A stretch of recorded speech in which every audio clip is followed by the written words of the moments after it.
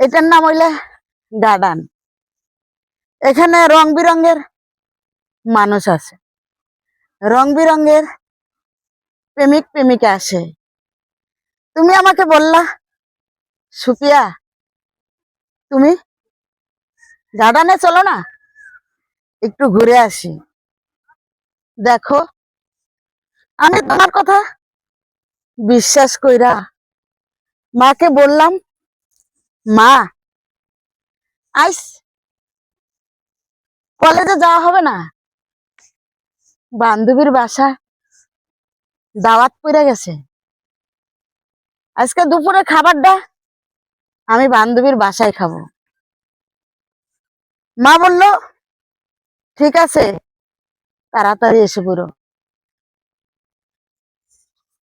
আর আমি মাকে ফাঁকি দিয়া তোমার জন্য এই গার্ডেনে আসলাম।